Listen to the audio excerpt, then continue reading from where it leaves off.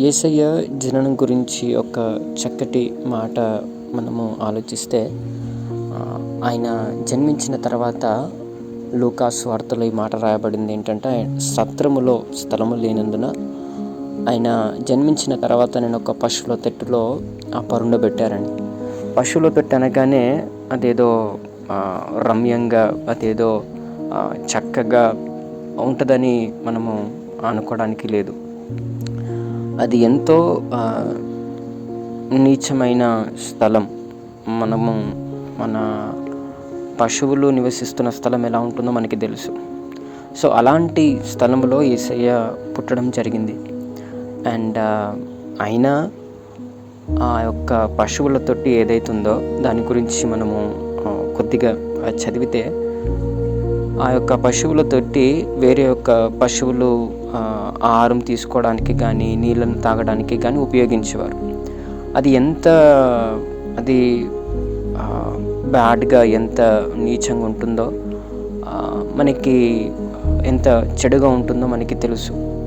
అలాంటి స్థలములో యేసుక్రీస్తు పుట్టి, యేసుక్రీస్తుని ఆ యొక్క పశువుల తొట్టిలో పరుండబెట్టడం జరిగింది. ఆయన ఒక రాజు. ఆయన రాజుగా మన కొరకు ఈ లోకానికి వచ్చాడు. ఆయన తనను తాను తగ్గించుకున్న అలాంటి స్థలంలో జన్మించాడు.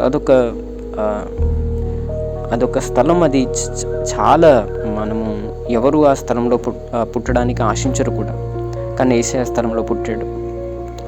అది ఎంతో నీచంగా ఉంది, ఎంతో చెడుగా ఉంది. అలాంటి స్థలంలో జన్మించాడు.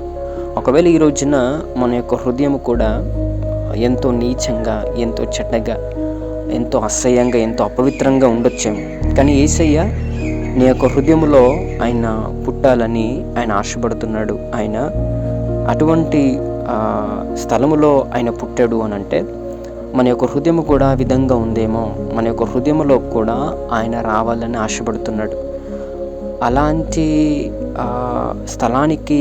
అలాంటి స్థలంలో పుట్టిన దేవుడు మన యొక్క హృదయంలో కూడా రావాలని ఆశపడుతున్నాడంటే ఎంత గొప్ప దేవుడో మనం ఒకసారి ఆలోచించాలి. ఈ రోజున స్టిల్ ఒక మాట చెప్పడానికి నేను ఇది చేశాను. దేవుడు మన చెడ్డది, మన యొక్క చెడ్డైన, లేకపోతే చెడిన హృదయంలో, లేకపోతే అసహ్యమైన మన యొక్క హృదయంలో, అపవిత్రంగా ఉన్న మన యొక్క హృదయంలో ఆయన రావాలని ఆశపడుతున్నాడు.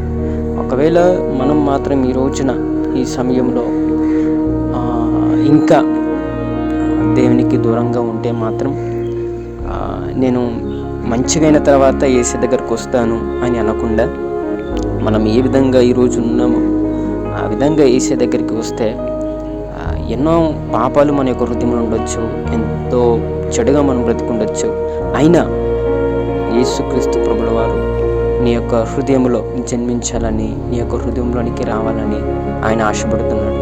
This is the Christmas.